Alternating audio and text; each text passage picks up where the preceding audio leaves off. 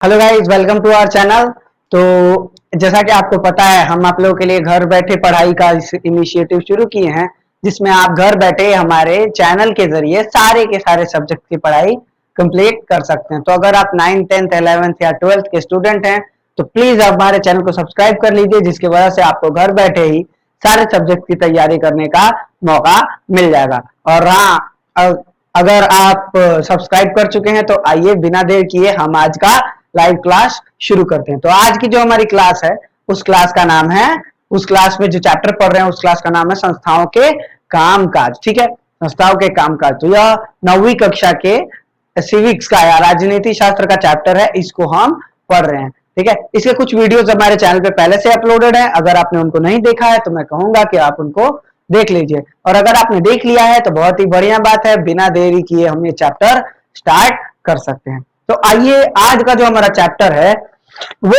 संस्थाओं पर निर्भर होने वाला है। हमने पढ़ा है कि किसी भी लोकतंत्र में 3 प्रकार की संस्थाएं होती हैं: विधायी, कार्यपालिक कार्यपालक और उसके बाद न्यायिक। विधायी, कार्यपालक और न्यायिक। विधायी इसके बारे में हम लोगों ने एक वीडियो में पढ़ लिया है। आज का टॉपिक हमारा कार्यपालक और न्यायिक को कवर करता हुआ जाएगा। ठीक है, तो हम सबसे पहले हेडिंग डाल ही देते हैं आज का कि क्या है, कार्यपालिका। ठीक है, इसके बारे में बात कर लेते हैं। कार्यपालिका, अगर अंग्रेजी बोले तो इसको इंग्लिश में क्या कहते हैं? इसको इंग्लिश में कहते हैं एग्जीक्यूटिव।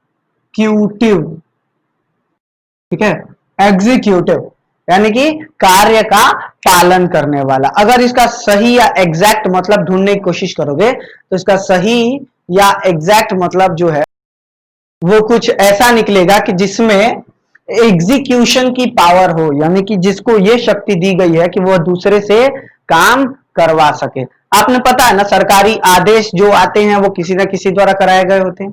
तो एक बात याद रखिएगा कि हम लोग जब वो स्टोरी पढ़ रहे थे, इसीलिए तो मैं कह रहा था प्रीवियस वीडियो जाकर आप देख लीजिए, अगर देखे हैं तो अच्छी बात है। तो उसमें मैंने एक स्टोरी से स्टार्ट किया था। एक स्टोरी थी, उस स्टोरी में हमने देखा था कि एक व्यक्ति था जिसने आदेश को पालन करवाने के लिए ऑफिस में शुरुआत की थी। तो यह किसी व्यक्ति का निजी फैसला तो नहीं था। उसने उसकी शुरुआत कुछ ऐसे की थी कि विधायिका ने नियम बनाए थे और इनके पास भेज दिए थे। ये बस उस विधि को लागू करवाने के लिए उस पर अपना सिग्नेचर दिए थे, और उसके बाद यह जो नियम या जो आदेश था इनके ऑफिस में लागू हो गया था। यानी काम जो निर्णय है वो कहीं और से होकर आया है, और इन्होंने क्या किया, सिर्फ एक हस्ताक्षर किया और वह चीज लागू हो गई।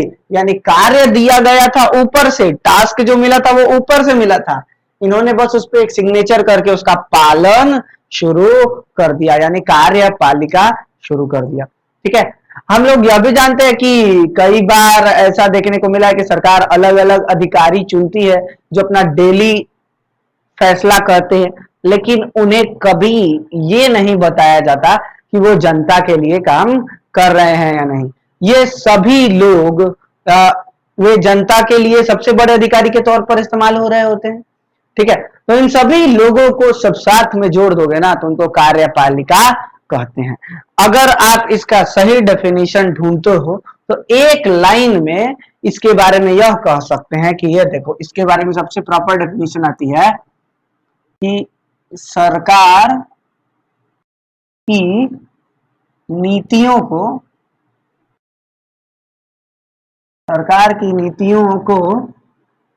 कार्य रूप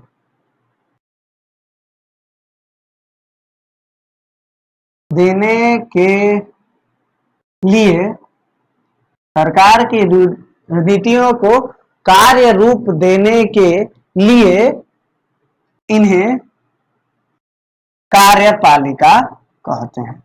कार्यपालिका कहते हैं।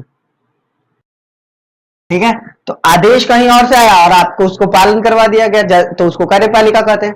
जैसे स्कूल में, आप जिस स्कूल में पढ़ते हो उसमें प्रिंसिपल सर जो होते हैं, प्रधान अध्यापक, वह कार्यपालिका के तौर पर काम करते हैं, क्योंकि बिहार सरकार के जो शिक्षा मंत्रालय है वह निर्णय करके इनके पास भेजता है, ये उस पर सिर्फ अपना सिग्नेचर करते हैं और उसके बाद वो नियम आपके स्कूल में लागू हो जाता है, तो उसे क्या कहा जाता है? कार्यपालिका।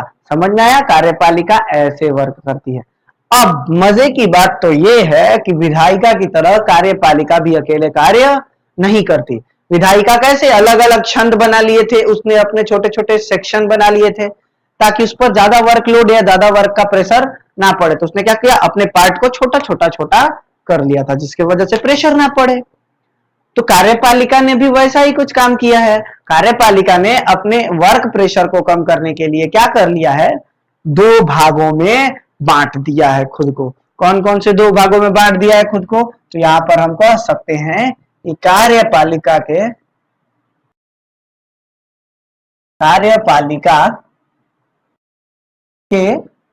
दो अंग होते हैं। कार्यपालिका के दो अंग होते हैं। दो अंग होते हैं। कौन कौन? तो इसमें ए बी करके लिखना पड़ेगा। ए होता है राजनैतिक कार्यपालिका,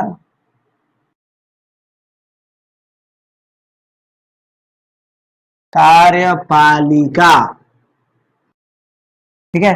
इसके बारे में बात करें तो ये कह सकते हैं कि राजनैतिक कार्यपालिका ऐसी कार्यपालिका होती है जो सरकारी नियमों के हिसाब से कार्य करती है। इसके बारे में अभी हम बात करते हैं थोड़ा सा, और इसका अंग्रेजी देखेंगे तो इसके लिए हम लोग इसको बोल सकते हैं, अंग्रेजी में इसको कहेंगे पॉलिटिकल एग्जीक्यूटिव। पॉलिटिकल एग्जीक्यूटिव, ठीक है। क्या कहेंगे इनको?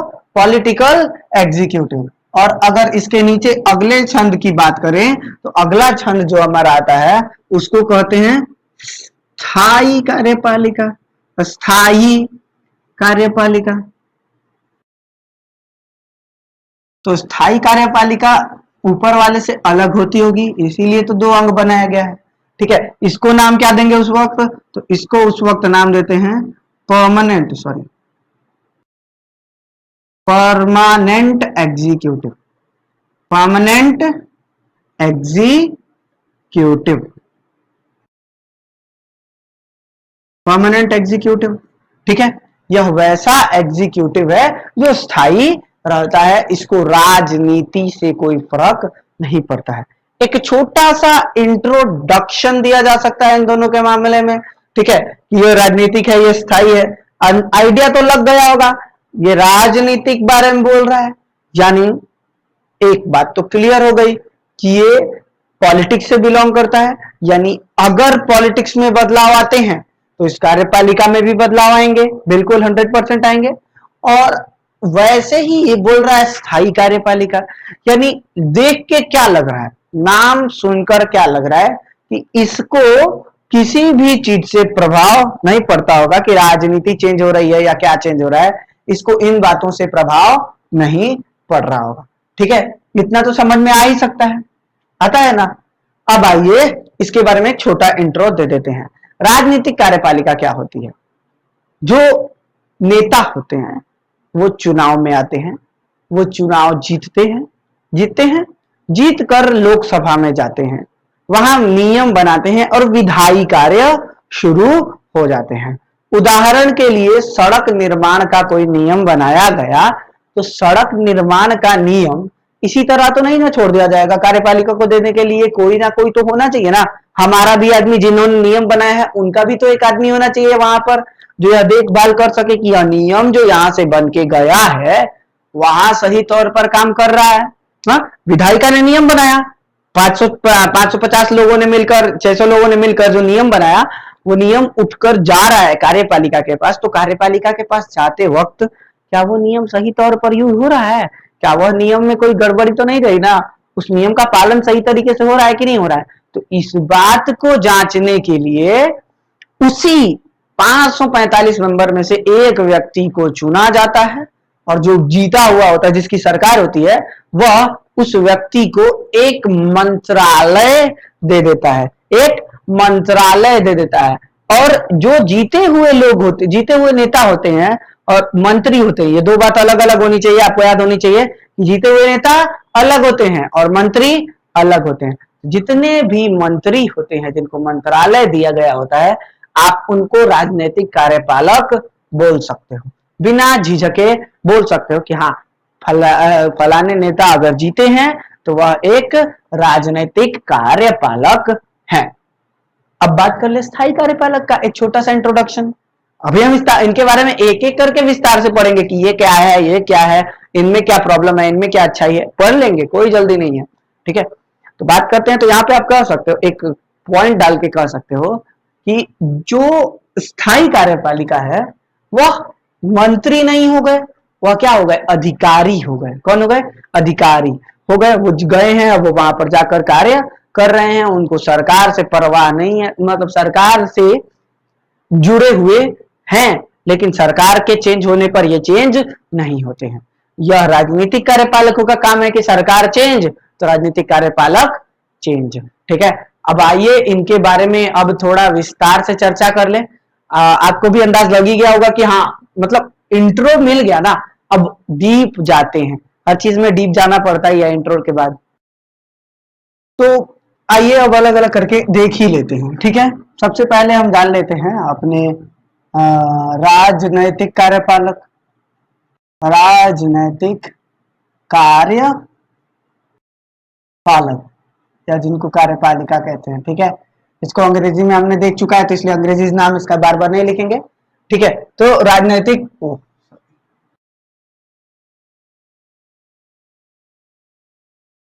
राजनीतिक कार्यपालक। ठीक है, तो बात कर लेते सबसे पहले इस टर्म ऑफ एंडेयरमेंट की, कि सबसे पहले इसमें क्या आएगा। आप इमेजिन करो कि वैसे व्यक्ति राजनीतिक कार्यपालिका के तौर पर काम करते हैं जो जनता द्वारा चुने गए होते हैं, जो जनता द्वारा चुने गए होते हैं। और इनमें से प्रधानमंत्री अपने सहयोग के लिए कुछ व्यक्तियों को मंत्री बना लेते हैं, जिसके जरिए वो कार्यपालक का कार्य करते हैं। ठीक है, तो हम यहां से कह सकते हैं कि संसद में मौजूद संसद में मौजूद सदस्य सदस्य कार्यपालन के लिए कार्यपालन मौजूद सदस्य कार्यपालन के लिए लिए मंत्री नियुक्त करते हैं, के लिए मंत्री नियुक्त करते हैं, नियुक्त करते हैं, जिन्हें जिन्हें राजनैतिक कार्यपालक कहते हैं, राजनैतिक कार्यपालिका कहते हैं। बिलीव, बहुत इजी। ठीक है, कि संसद में मौजूद लोग जब राजनीतिक कार्यपालन करते हैं तो उनके जरिए राजनीतिक कार्यपालिका कहते हैं। इसके अंदर कौन कौन से आते हैं, तो इसके अंदर उदाहरण अगर आप देना चाहो तो उदाहरण के जरिए इसके अंदर हर वो व्यक्ति आ जाएगा, जैसे प्रधानमंत्री।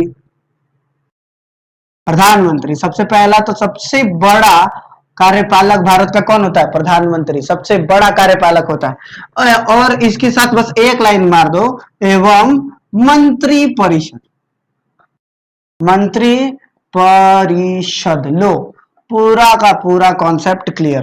प्रधानमंत्री एवं मंत्री परिषद, प्रधानमंत्री अकेले नहीं, पूरी पूरी मंत्री परिषद के साथ में मिल जाए तो उसको राजनीतिक कार्यपालिका का रूप दिया जाता है। समझ रहे हो कॉन्सेप्ट, तो ये होता है विजुअल कॉन्सेप्ट इस केस के रिगार्डिंग में। ठीक है, अब बात कर ले हम किसके, स्थायी कार्यपालिका की।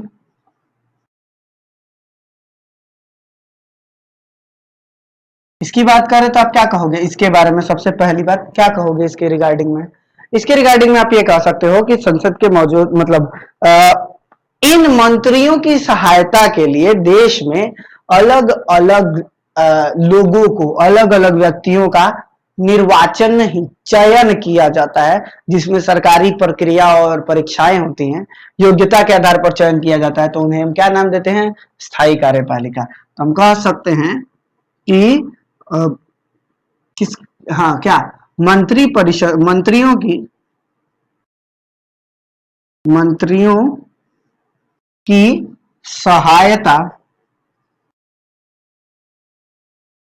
करने हेतु मंत्रियों की सहायता करने हेतु हेतु कुछ व्यक्तियों को कुछ व्यक्तियों को योग्यता के आधार पर योग्यता के आधार पर चयनित किया जाता है, चयनित किया जाता है। ठीक है, तो इनको योग्यता के आधार पर चयनित किया जाता है, तो ऐसे दिखते हैं। ठीक है, समझ रहे हो कॉन्सेप्ट क्या कहना चाह रहा है ये, कि हाँ भाई ऐसे लोग होते हैं जो योग्यता के आधार पर चुनकर आए होते हैं। ठीक है, इनके बारे में और इनके बारे में क्या अंतर होता है, जैसा कि आपने इसके नाम में देखा स्थायी, और जैसा कि इसने नाम में देखा राजनैतिक। तो इसमें निर्वाचन या नियुक्ति होती है और इसमें चयन किया जाता है। ठीक है, ये लोग परमानेंट होते हैं, यह लोग अस्थायी होते हैं। ठीक है, तो इनके बारे में बात करें तो इनके बारे में हम लिख सकते हैं कि ये अस्थायी होते हैं। अस्थायी मतलब इनका कार्यकाल फिक्स होता है, जब तक सरकार रहेगी तब तक ये रहेंगे। मैक्सिमम कितना जाता है, 5 वर्ष। अधिकतम कितना हो सकता है, 5 साल, इससे ज्यादा ये नहीं रह सकते। अब इनकी बात करें स्थायी की, तो ये हमारे परमानेंट ही होते हैं, तो इसके लिए तो इनके नाम में ही स्थायी है, तो इसलिए स्थायी होते हैं। ठीक है, इनका कार्यकाल कितने दिन का होता है, तो जितने दिन की नौकरी, जैसे 60 वर्ष कम से कम मान सकते हैं हम लोग। ठीक है, एक मतलब एक इतना डेटा दे रहे हैं कि ये 60 वर्ष तक टिक सकते हैं। अब ये तो हमारा कॉन्सेप्ट था क्लियर, इसमें तो कोई प्रॉब्लम नहीं रही। लेकिन क्या आप ये पूछ सकते हैं कि राजनीतिक कार्यपालक को गैर राजनीतिक कार्यपालक से ज्यादा पावरफुल क्यों माना जाता है, ये इनसे ज्यादा पावरफुल क्यों होते हैं, कोई आईएएस अधिकारी इनसे ज्यादा पावरफुल नहीं होता, क्यों? उदाहरण इसका हम भूल गए, कोई बात नहीं, लिख देते हैं अभी। उदाहरण के जरिए क्या आ सकता है, उदाहरण के जरिए ऑफिस कर्मचारी,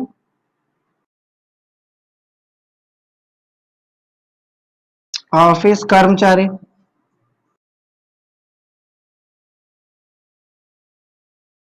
हाँ, ये ऑफिस कर्मचारी हो गए। ठीक है, तो जितने भी ऑफिस कर्मचारी हो गए, सरकारी दफ्तर के जितने भी ऑफिस कर्मचारी हो गए, उनके लिए हम क्या नाम दे सकते हैं, स्थायी कार्यपालिका। ठीक है, अब आप लोग पूछोगे, वो सवाल तो आ ही गया है कि ये इनसे कम पावरफुल क्यों है या स्थायी कार्यपालिका ज्यादा पावरफुल क्यों है। ठीक है, तो आप बेसिकली ये कह सकते हो कि जो इतने भी ऑफिसर होते हैं वो ज्यादातर पढ़े लिखे होते हैं, उन्हें ज्यादा ज्ञान मिला होता है, वो मंत्रालय की सहायता कर सकते हैं। फॉर एग्जाम्पल ये मान लीजिए कि स्थायी कार्यपालिका में वित्त मंत्री आ गए, कौन आ गया, एक वित्त मंत्री आ गए। ठीक है, लेकिन जो हमारे आईएएस अधिकारी होते हैं जो वित्त मंत्री की मदद कर रहे होते हैं, वो इनसे ज्यादा नॉलेज रखते हैं, ये इनसे ज्यादा नॉलेज रखते हैं, लेकिन फिर भी मंत्री इनकी ज्यादा पावरफुल क्यों रखा जाता है, मंत्रियों को ज्यादा पावरफुल क्यों दिया जाता है, क्योंकि मंत्री किसके द्वारा चुने गए होते हैं, मंत्री जनता के प्रतिनिधि होते हैं,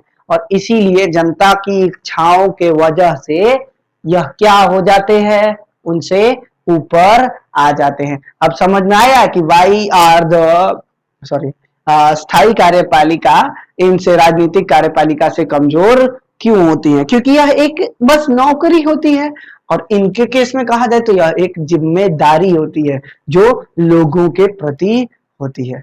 ठीक है, उसी के जरिए सारे ढांचे वगैरह देखे जाते हैं। आपने सभी लोगों ने देखा हुआ है कि जब कोई नॉर्मल फैसला लेना हो वो तो आसानी से लिया जा सकता है, लेकिन जब फैसले में तकनीकी बातें आ गई, टेक्निकल टर्म्स आ गए, तो फिर फैसला लेने में गड़बड़ी हो जाती है। और भारत जैसे देश में तो इसे काफी इंपॉर्टेंट या महत्वपूर्ण तरीके से दिखाया जाता है।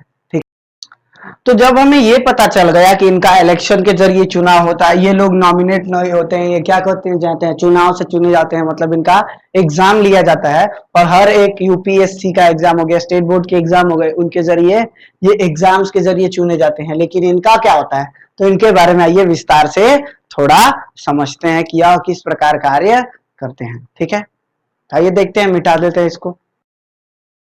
तो ये जो हमारे राजनीतिक कार्यपालक होते हैं, जिनको हम पॉलिटिकल एग्जीक्यूटिव कहते हैं, इनको ना संचालित करने के लिए हमारे देश में बहुत ही प्रॉपर व्यवस्था की गई होती है। देखो, इसको क्या किया गया होता है कि हमारे देश में मंत्रियों को एक राजनीतिक संस्था के तौर पर माना जाता है। कोई प्रधानमंत्री जो हमारे हैं वो किसी एक संस्था के जरिए नहीं है, लेकिन फिर भी प्रधानमंत्री के लिए कोई प्रत्यक्ष चुनाव नहीं होता। जैसे राष्ट्रपति प्रधानमंत्री को नियुक्त करते हैं, यानी कि संसद के लोगों ने कहा कि हाँ, यह व्यक्ति प्रधानमंत्री बनने के लिए है, हम इनका समर्थन करते हैं, तो राष्ट्रपति उसकी नियुक्ति प्रधानमंत्री के लिए कर देता है। राष्ट्रपति लोकसभा में बहुमत वाली पार्टी या पार्टियों के गठबंधन के ही नेता को नियुक्त करता है। अगर किसी पार्टी में बहुमत हासिल नहीं हुआ है तो राष्ट्रपति उसी व्यक्ति को प्रधानमंत्री नियुक्त करता है जिसे बहुमत हासिल होने की संभावना होती है। प्रधानमंत्री का कार्यकाल तय नहीं होता है, वो तब तक ही रह सकता है जब तक पार्टी या गठबंधन का नेता उसको मतलब बहुमत दिए होंगे। जब बहुमत हटा लिए प्रधानमंत्री हट जाता है। ठीक है, प्रधानमंत्री की नियुक्ति करने के बाद राष्ट्रपति प्रधानमंत्री को सारे कार्यभार सौंप देता है। अब जब इतना काम है, इतना ज्यादा काम है, तो उतने ज्यादा काम को प्रधानमंत्री अकेले कैसे संभाल पाएगा? तो उतने ज्यादा काम को प्रधानमंत्री अकेले नहीं संभालता, बल्कि किसकी मदद लेता है? तो राज्य के अलग अलग मंत्रियों की, और राष्ट्रपति को सलाह देता है कि वह मंत्रियों की नियुक्ति करे जो मेरे साथ काम करेंगे। मंत्री उसी पार्टी का कोई नेता होता है जो जिसको प्रधानमंत्री चूज करता है। मंत्री उसी पार्टी का कोई भी नेता होता है जिसको प्रधानमंत्री चूज करता है और राष्ट्रपति को सजेशन देता है कि हाँ, इनको व्यक्तित्व दीजिए। ठीक है, लेकिन अगर व्यक्ति वो मंत्री है तो लोकसभा जीता है या संसद का सदस्य है तो अच्छी बात है, लेकिन अगर नहीं जीता है और बाहर का भी कोई व्यक्ति है, जैसे कल प्रधानमंत्री जी को लगता है कि मुझे चुन देना चाहिए, मंत्री बना देना चाहिए, तो मुझे मंत्री बना देंगे, और लेकिन 6 महीने के अंदर अंदर मुझे संसद का सदस्य बनना ही होगा। दोनों में से किसी एक सदन का जरूर बनना पड़ेगा।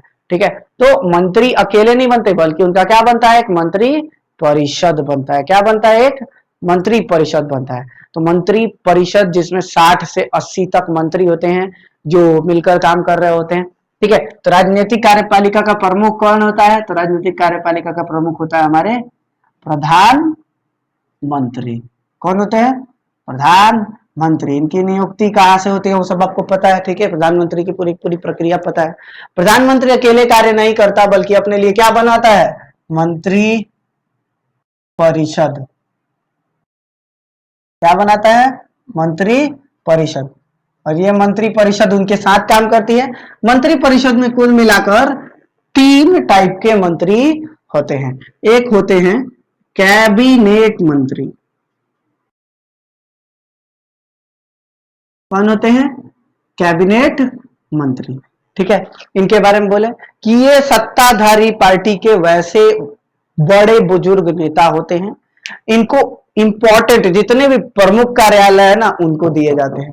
ठीक है, कैबिनेट मंत्री मंत्री परिषद के नाम पर फैसले करने के लिए बैठक करते हैं, और इसके अंदर वित्त मंत्रालय, रक्षा मंत्रालय, गृह मंत्रालय, विदेश मंत्रालय टाइप के काम दिए जाते हैं। इसमें करीब करीब कितने मंत्री रखे गए होते हैं? 25। कितने रखे गए होते हैं? 25। ठीक है, अब उसके बाद बारी आती है स्वतंत्र प्रभार वाले मंत्री का। किसका? स्वतंत्र प्रभार वाले मंत्री। स्वतंत्र प्रभार वाले मंत्री मतलब इंडिविजुअल है, अकेले रहते हैं अच्छे से।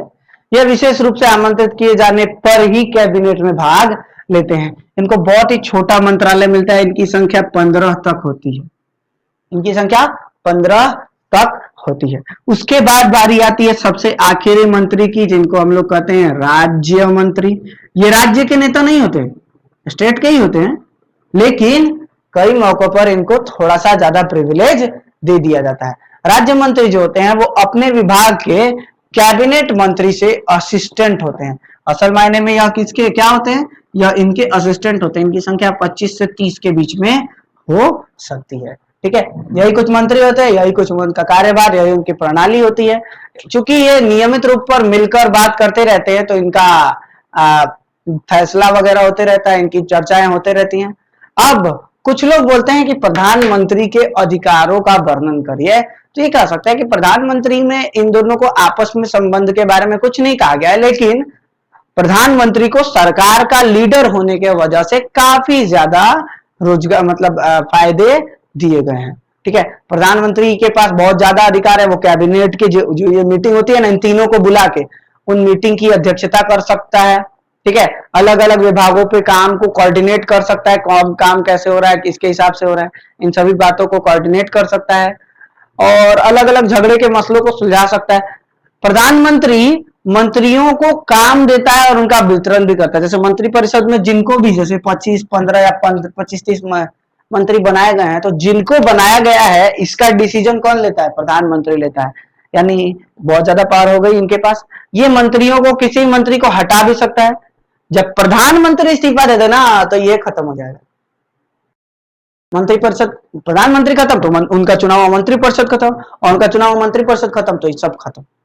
ठीक है, एक बात याद रखिएगा, अगर भारत में कैबिनेट में सबसे अधिक शक्तिशाली संस्था कैबिनेट को या फिर राष्ट्रीय संसद को सबसे बड़ी संस्था कहा जाता है, तो सबसे बड़ी संस्था में भी सबसे बड़ा पावरफुल कौन है?